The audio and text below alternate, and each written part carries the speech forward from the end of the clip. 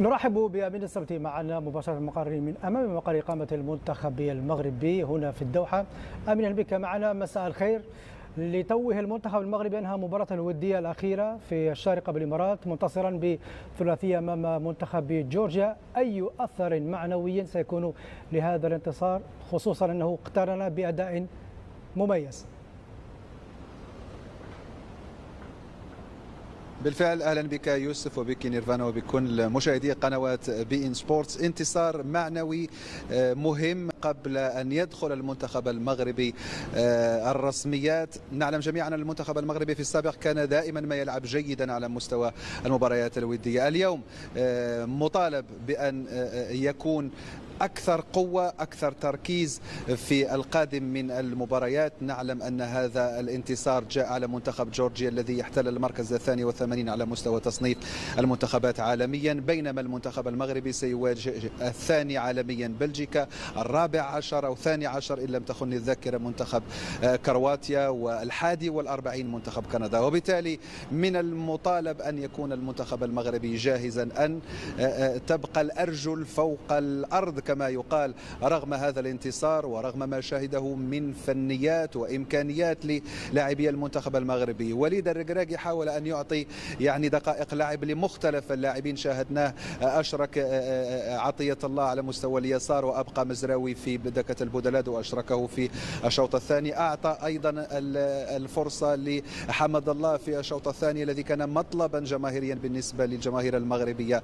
بالتالي هذه المباراة صحيح أعطت مؤشرات جيدة، حتى المباراة الأولى والثانية التي خاضهما وليد الركراكي قدم فيهما المنتخب المغربي أداء جيدا، لكن الأهم هو الدخول بصورة جيدة وبطريقة ممتازة في بطولة كأس العالم. طيب. وهذا يتأتى بطبيعة الحال بتقديم أداء جيد وخصوصا نتيجة جيدة أمام المنتخب الكرواتي يوم 23. أمين، وكان هناك تفكير من المدرب وليد الركراكي في الواقع في كأس العالم، أي نعم، ولكن أيضا فيما بعد كأس العالم لربما منادته على أنس الزروري وهو لاعب شاب لكي يعوض المصاب أمين حارث، لربما رسالة لأن هذا المدرب يريد أن يشتغل الآن ولكن يفكر كذلك فيما بعد بإشراكه للافيف من اللاعبين الشباب. بالفعل يوسف، يقال إن المستقبل يرسم باكرا، ووليد الركراكي قالها منذ البداية منذ تعيينه. قال سنعمل على تقديم أداء مشرف في كأس العالم، لكن سنعمل على خطة واستراتيجية بعيدة المدى. أنس الزروري كما يعلم الجميع كان مطلبا ملحا لمدرب المنتخب البلجيكي الذي أراده ضمن المنتخب يقدم أداء جيد في دورية الشامبيونشيب دوري الدرجة الثانية الإنجليزية رفقة بيرنلي الذي جاء له في أغسطس من هذه السنة، وأصبح النجم الأول والهداف الكبير لهذا الفريق. لعب 19 مباراة في جميع المسابقات، سجل 8 أهداف وقدم تمريرتين حاسمتين. وبالتالي هذه الأرقام توضح الموهبة الخارقة لهذا اللاعب الذي يمكن أن يقدم الإضافة للمنتخب المغربي، سواء في هذه الكأس العالم إن أتته الفرصة أم في قادم المسابقات. والمنتخب المغربي دائما ما كان له خزان كبير من اللاعبين، يحتاج فقط إلى أن يتم توحيدهم وخلق التجانس فيما بينهم، وهذا ما ينتظر وليد الركراكي الذي يعول عليه كثيرا خصوصا في هذه النقطة. أمين، سنكون معك تباعا لاحقا أكيد. نحن نتابع حفلة المنتخب المغربي من خلفك. يبدو أن المنتخب المغربي سيعود بعد ساعات إلى مقر إقامته في الدوحة. لكل حال شكرا لك لحد الآن وسنتواصل لاحقا. شكرا لك. الحالية إذا ما تأهل المنتخب الكرواتي عن هذه المجموعة متصدرا أو ثانيا، لن يكون مشواره سهلا حتى المباراة النهائية مثل ما حدث في 2018.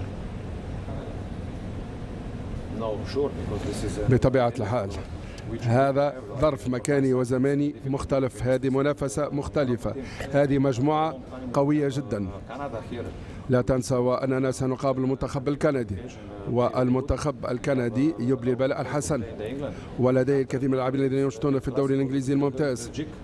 وسيكون هناك أو ستكون هناك مباراة الكلاسيكو بين ظفرين، بيننا ككروات وبين البلجيكيين. نحن لدينا الخبرة، خبرة المنافسة في البطولات الكبيرة.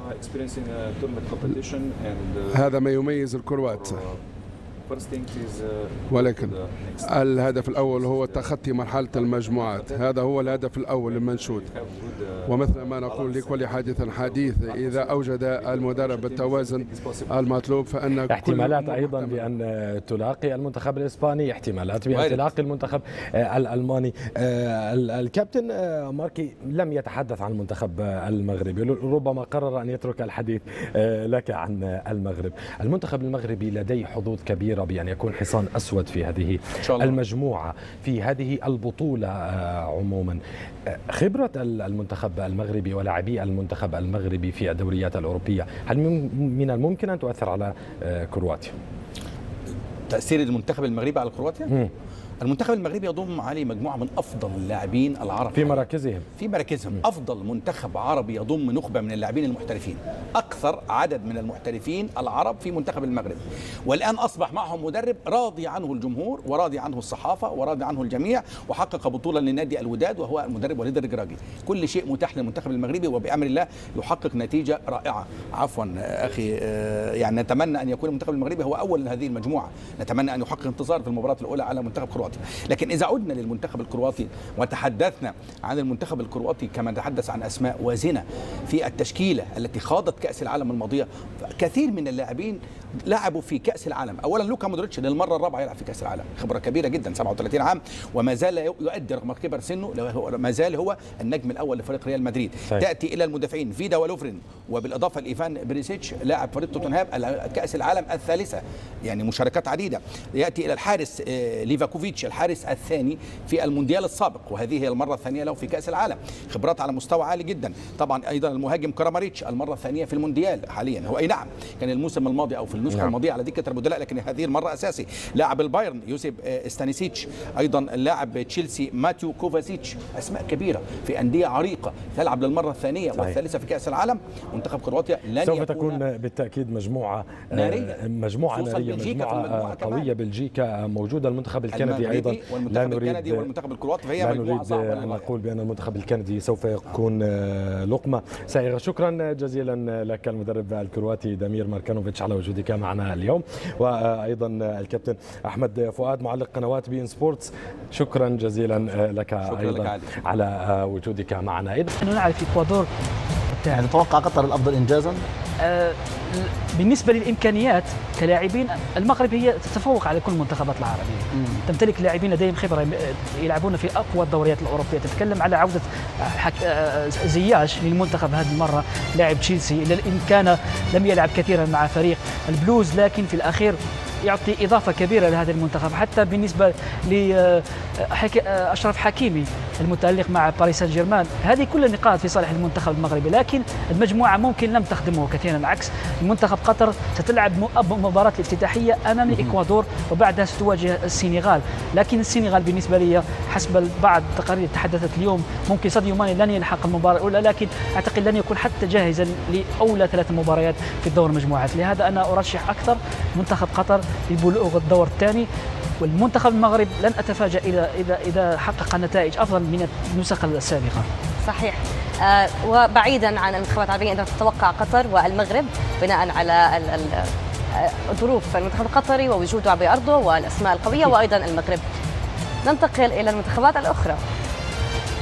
صراحة لا يوجد ممكن محلل أو أي شخص لا يتوقع فوز البرازيل بهذه النسخة، وحتى المنتخب الفرنسي يعني منتخب فرنسا ممكن مع الاصابات اللي تعرض لها المنتخب، ممكن تتحدث عن كانتي الذي كان من نجوم كاس العالم الاخيره التي اقيمت في روسيا، لكن في الاخير ديشان يمتلك يعني خيارات كثيره على مستوى وسط الميدان حتى بعد اصابه نكونكو امس، لكن اعتقد انهم عندهم خيارات كثيره في منطقه وسط الميدان، حتى تشواميني وكذلك كامافينجا.